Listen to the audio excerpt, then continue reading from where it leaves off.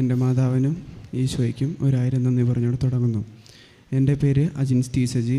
ഞാൻ വയനാട് ലൂർദ് മാതാ ദേവാലയം കാവുമന്നത്ത് ഇടവകയിലെ അംഗമാണ്.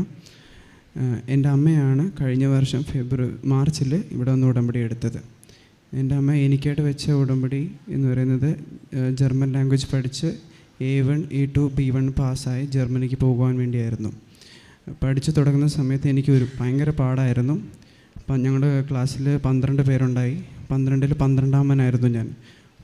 A1 പഠിച്ചു തീർക്കാൻ 2 മാസമാണ് ആവശ്യം. 1 മാസം കഴിഞ്ഞിട്ട് പോലും എനിക്ക് ഒന്നും മനസ്സിലാവുന്നില്ല. ഞാനപ്പോൾ വീട്ടിലൊക്കെ പറഞ്ഞു, അമ്മ ഇത് എനിക്ക് പറ്റുമെന്ന് തോന്നണില്ല. അപ്പോൾ അമ്മ എന്നോട് പറഞ്ഞു, നീ മാതാവിനോട് പ്രാർത്ഥിക്ക്, നമ്മൾ കൃപാസനത്തിൽ ഉടമ്പടി എടുത്തിട്ടുണ്ടല്ലോ, മാതാവ് നോക്കിക്കോളും എന്ന് പറഞ്ഞു. അന്ന് എനിക്ക് വിശ്വാസം അത്രയും ഉണ്ടായിരുന്നില്ല, എന്നാലും പ്രാർത്ഥിക്കുകയൊക്കെ ചെയ്യുമായിരുന്നു. അമ്മ വന്ന് ഞാനും അമ്മയും ഒരുമിച്ചാണ് ഇവിടെ വന്ന് ഉടമ്പടി എടുത്തത്. ഉടമ്പടി എടുത്തതിന് ശേഷം അന്ന് തൊട്ട് സന്ധ്യാപ്രാർത്ഥനയും പ്രഭാത പ്രാർത്ഥനയും ഞാൻ ചൊല്ലുമായിരുന്നു. എല്ലാ മാസവും ഇവിടെ വന്ന് കൃപാസന പത്രം മേടിച്ച്, എറണാകുളത്താണ് ഞാൻ താമസിക്കുന്നത്, അവിടെ കൊണ്ട് കൊടുക്കുമായിരുന്നു എല്ലാവർക്കും. എന്നെയും കൊണ്ട് പറ്റുന്ന പോലെ ഞാൻ പഠിക്കുന്ന ഇൻസ്റ്റിറ്റ്യൂഷനാണെങ്കിലും എന്നെയും കൊണ്ട് പറ്റുന്ന ആ ഒരു സാഹചര്യത്തിൽ ഞാൻ മാതാവിനെ പറ്റിയും കൃപാസനത്തെ പറ്റിയും പറയുമായിരുന്നു.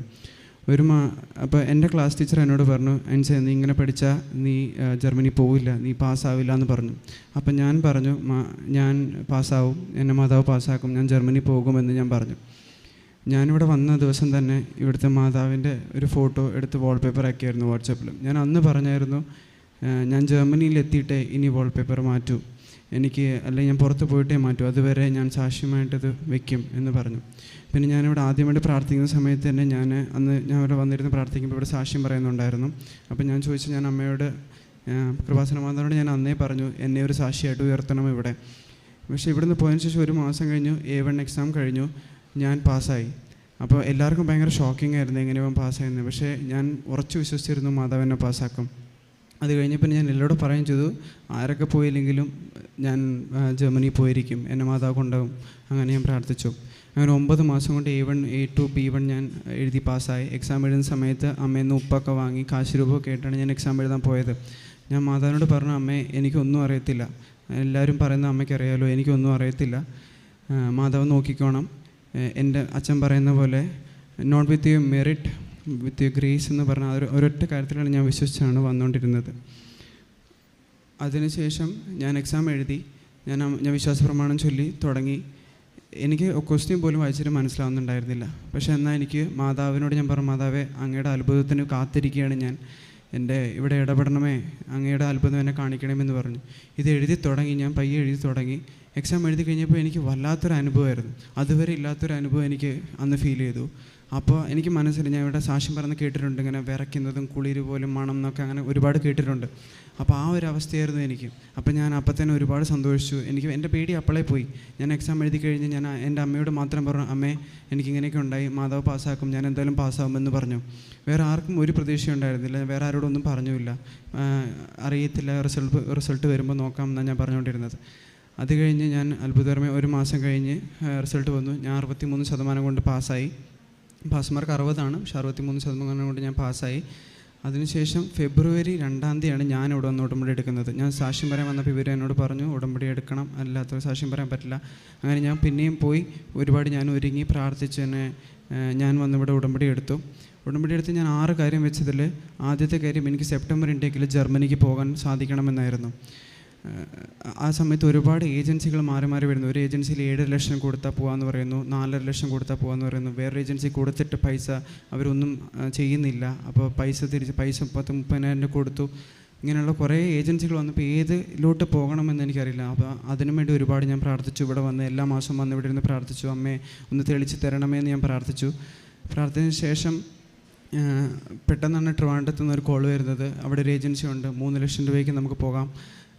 മറ്റേ 7 ലക്ഷം പറഞ്ഞിടത്ത് ഓൾമോസ്റ്റ് ഓക്കെ നിൽക്കുമായിരുന്നു, പൈസ ഉണ്ടായിട്ടല്ല, പക്ഷേ പോകാൻ പറ്റുമല്ലോ എന്ന് വിചാരിച്ചപ്പം 3 ലക്ഷം രൂപ എന്ന് പറഞ്ഞപ്പം നമുക്കെല്ലാവർക്കും ഭയങ്കര ഹാപ്പിയായി. അപ്പോൾ മാതാവിനോട് പ്രാർത്ഥിക്കുന്നത്, ഇത് റെഡിയാക്കി തരണമെന്ന് പ്രാർത്ഥിച്ചു. ഇപ്പം ഇന്നലെ എനിക്ക് വിസ വന്നു. അപ്പോൾ വിസ കാണിക്കാൻ വേണ്ടിയാണ് ഞാനിവിടെ വന്നത്. പിന്നെ രണ്ടാമത്തേത് പ്രാർത്ഥിച്ചെന്ന് പറഞ്ഞാൽ ആ സമയങ്ങളിലൊന്നും എനിക്കൊരു വരുമാനം ഉണ്ടായിരുന്നില്ല. അപ്പം 3 ലക്ഷം രൂപയാണെങ്കിൽ എൻ്റെ കുടുംബത്തിന് വലിയൊരു തുകയാണ്. അപ്പം ഞാൻ മാതാവിനോട് പറഞ്ഞു, മാതാവ് എൻ്റെ അച്ഛനെ എനിക്ക് സഹായിക്കണം, എനിക്ക് ഇതിലൊരു പങ്ക് എനിക്കും അധ്വാനിച്ച് കൊടുക്കാൻ സാധിക്കണമെന്ന് ഞാൻ മാതാവിനോട് തീക്ഷ്ണമായി പ്രാർത്ഥിച്ചു. എൻ്റെ രണ്ടാമത്തെ ഇവിടുന്ന് പോയതിന് ശേഷം ഒരു ആഴ്ചയ്ക്കുള്ളിൽ തന്നെ ഞാൻ ടേബിൾ ടെന്നീസ് പ്ലെയറാണ്, ടേബിൾ ടെന്നീസ് കോച്ചിങ് ചെയ്യാൻ പറ്റുമോ എന്ന് ചോദിച്ചിട്ട് എനിക്കൊരു എൻക്വയറി വന്നു. അവിടുന്ന് ഇപ്പോൾ എനിക്ക് സ്വന്തമായിട്ട് 4 അക്കാഡമി ഉണ്ട്, കോട്ടയത്തും എറണാകുളത്തുമായിട്ട്. മൂന്നാമത്തേന്ന് പറഞ്ഞാൽ എൻ്റെ അനിയത്തി നേഴ്സിംഗ് സ്റ്റുഡൻ്റാണ്. അവൾ സെക്കൻഡ് ഇയർ എക്സാം വരുമ്പോൾ ഭയങ്കര ടെൻഷനായിരുന്നു. ഒരു വിഷയം ഭയങ്കര പാടായിരുന്നു. തോക്കുമെന്ന് വീട്ടിൽ പറഞ്ഞു. അപ്പോൾ ഞാൻ പറഞ്ഞപ്പോൾ എന്നെ തോക്കില്ല, നീ മാധവ ഞാൻ ഉടമ്പടി വെച്ചിട്ടുണ്ട്, നീ പാസ്സായിക്കോളുമെന്ന് ഞാൻ പറഞ്ഞു.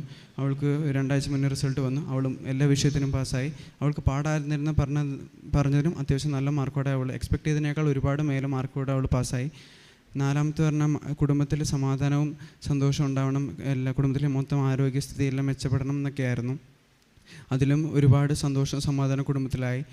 പിന്നെ 6ാമത്തെ വെച്ചത് മാതാവിന് കൃപാസന മാതാവിനെയും പരിശുദ്ധാത്മാവിനെയും കുടുംബത്തിൽ എല്ലാ കാര്യത്തിലും ഉണ്ടായിരിക്കണം എന്നായിരുന്നു. ഞങ്ങൾക്ക് പണ്ട് തൊട്ടേ എല്ലാ കാര്യങ്ങളും നടക്കുമെങ്കിലും അവസാനം ഒരുപാട് വിഷമിച്ച് അങ്ങനെയായിട്ട് ഞങ്ങൾക്ക് ലഭിച്ചുകൊണ്ടിരുന്നത്. ഇപ്പോൾ ഞാൻ സ്പോർട്സ്കാരായതുകൊണ്ട് ഞങ്ങൾക്ക് ഗ്രേസ് മാർക്ക് കിട്ടും, പക്ഷേ ഞങ്ങളുടെ മാത്രം അവർ അപ്ഡേറ്റ് ചെയ്യത്തില്ല, അതിനുവേണ്ടി ട്രിവാൻഡ്രത്ത് പോകും. അങ്ങനെ ഒരുപാട് വിഷമിച്ചിട്ടാണ് ഞങ്ങൾക്ക് ഓരോ കാര്യം, ചെറിയ ചെറിയ കാര്യമാണെങ്കിൽ പോലും മറ്റുള്ളവർക്ക് വെറുതെ ഒന്നും ചെയ്യാതെ ലഭിക്കുന്നത് ഞങ്ങൾക്ക് ഒരുപാട് കഷ്ടപ്പെട്ട് വിഷമിച്ച് കരഞ്ഞൊക്കെയാണ് ഞങ്ങൾക്ക് ലഭിച്ചുകൊണ്ടിരുന്നത്. അതിൽ നിന്നൊക്കെ ഒരുപാട് മാറ്റം മാറി. ഇപ്പോൾ കുടുംബത്തിൽ എന്താണെന്ന് വെച്ചാൽ ഭയങ്കര സന്തോഷം സമാധാനം, ആർക്കും ഒരു പേടിയില്ലാതെ എല്ലാം മാതാവ് നോക്കിക്കോളും എന്നൊരു ഒറ്റ വിശ്വാസത്തിന് പുറത്താണ് ഇപ്പോൾ ഞങ്ങളെല്ലാം ചെയ്യുന്നത്. വിസയ്ക്ക് വരുന്ന സമയത്ത് എന്നോട് പറഞ്ഞു 45 ദിവസം എടുക്കുമെന്ന് പറഞ്ഞു. എൻ്റെ കൂട്ടുകാരൊക്കെ ഒരുപാട് പേടിക്കും വിഷമിക്കുകയൊക്കെ ചെയ്ത് ഞാൻ കണ്ടിട്ടുണ്ട്, വരാതിരിക്കുമെന്നൊക്കെ പേടിച്ചിട്ട്. അതിലെൻ്റെ ഒരു കൂട്ടുകാരൻ്റെ വിസ റിജക്റ്റ് ആയിപ്പോയി.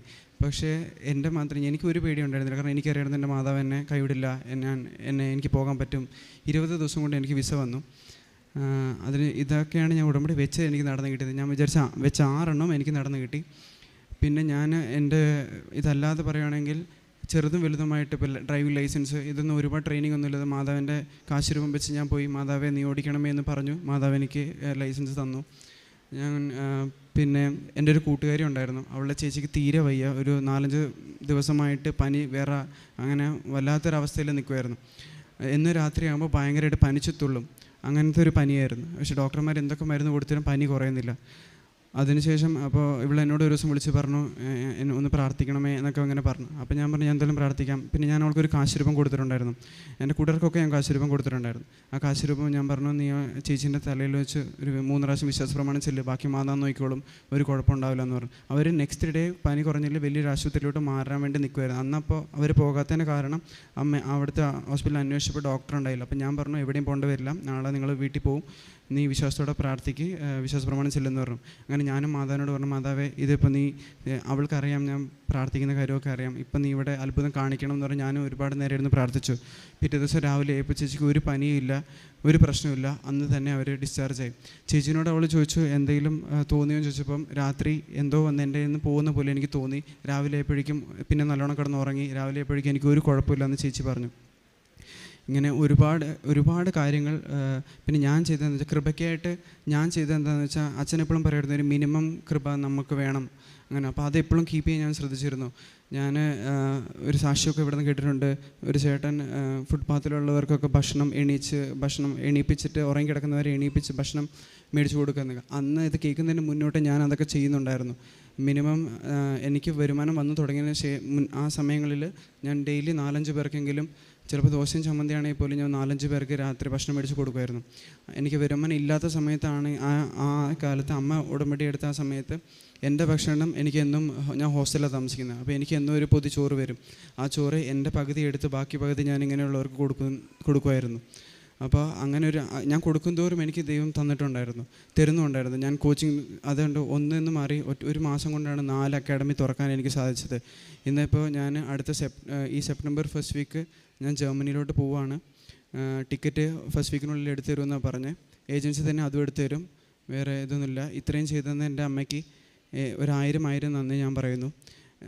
എനിക്കിതിലുണ്ടായെന്ന് പറഞ്ഞാൽ അമ്മ ഉടമ്പടി എടുത്തതിന് സമയത്ത് ഞാൻ പ്രാർത്ഥിക്കുകയൊക്കെ ചെയ്യുന്നെങ്കിലും ഞാൻ ഉടമ്പടി എടുത്തതിന് ശേഷമാണ് എനിക്ക് അതിലോട്ട് ഞാൻ കൂടുതൽ അടുത്തത്, അമ്മയെ കൂടുതൽ അറിയാനും. എനിക്ക് അമ്മയോട് ഒരു കൂട്ടുകാരനോട് പറയുന്ന പോലെ എനിക്ക് അമ്മയോട് പറയാം, അമ്മ എനിക്കിതിങ്ങനെ ചെയ്തു തരണം എന്ന് പറഞ്ഞാൽ അമ്മ അതെനിക്ക് ചെയ്തു തന്നു.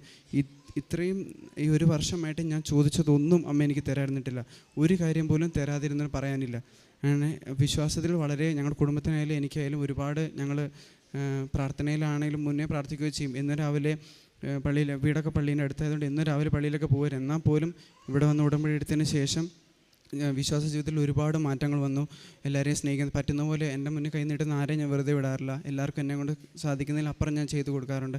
ഇതിനെല്ലാം ഞാൻ പിന്നെ പ്രത്യേകമായിട്ട് പ്രാർത്ഥിച്ചിട്ടായിരുന്നു ഒരു ദിവസം ഇറങ്ങുക. ഈശോയെ, മാതാവേ, എനിക്ക് അർഹതപ്പെട്ട ഒരാളെ കാണിച്ചു തരണം, എനിക്ക് സഹായിക്കാൻ കഴിയണം എന്ന് പ്രാർത്ഥിച്ചുകൊണ്ടായിരുന്നു ഞാൻ ഇതൊക്കെ ചെയ്തുകൊണ്ടിരുന്നത്. ഞാൻ പ്രാർത്ഥിക്കാതെ പോയ ദിവസം എനിക്ക് ആരെയും ഇങ്ങനെ കാണാൻ പറ്റിയില്ല. അങ്ങനെ മനസ്സിലായതിനു ശേഷമാണ് ഞാൻ പ്രാർത്ഥിച്ചു ചെല്ലുമായിരുന്നു. എനിക്ക് ഒരാളെ ഇതിന് ഏറ്റവും അർഹതനായ, എൻ്റെ ഒരു 60 രൂപ ഉണ്ടെങ്കിൽ ഒരു ഊണിനുള്ള പൈസ, അപ്പോൾ ഞാൻ പറയും ഏറ്റവും അർഹതയുള്ള ഒരാളെ എനിക്കിത് കാണിച്ചു തരണം. ചിലവർ എൻ്റെ അടുത്ത് മുന്നേ വന്ന് ചോദിക്കും, അല്ലെങ്കിൽ ഞാൻ പോയി കാണും.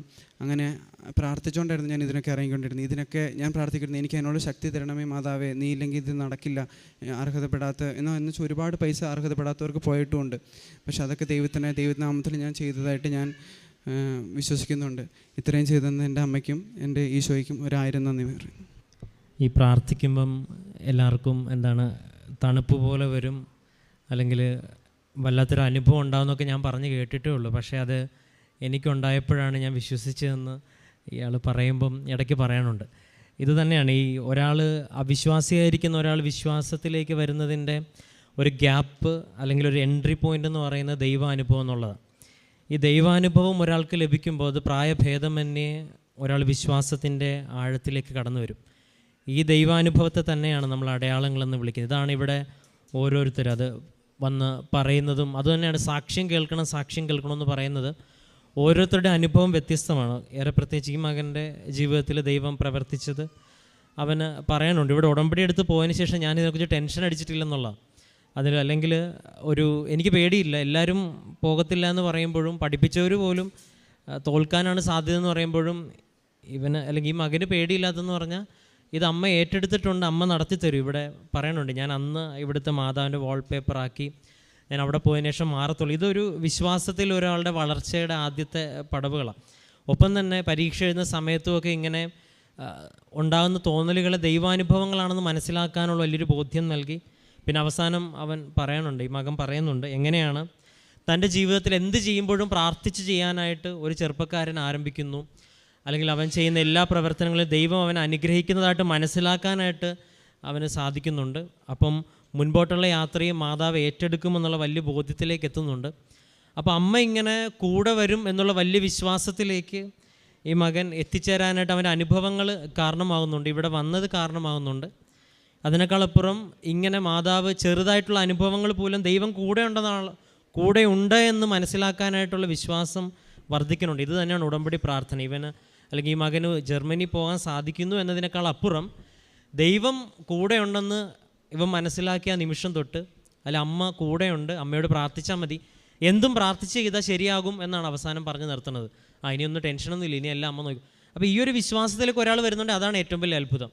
അതിനുശേഷമാണ് ബാക്കിയുള്ള കാര്യങ്ങളുടെ സാധ്യവും തന്ന അനുഗ്രഹങ്ങൾ. അപ്പം ഇനിയും മുൻപോട്ടുള്ള യാത്രയിൽ ഒരുപാട് പേരെ സഹായിക്കാൻ, ഒരുപാട് പേർക്ക് നന്മ ചെയ്യാനായിട്ട് ഈ മകൻ്റെ ജീവിതം കാരണമാകട്ടെ.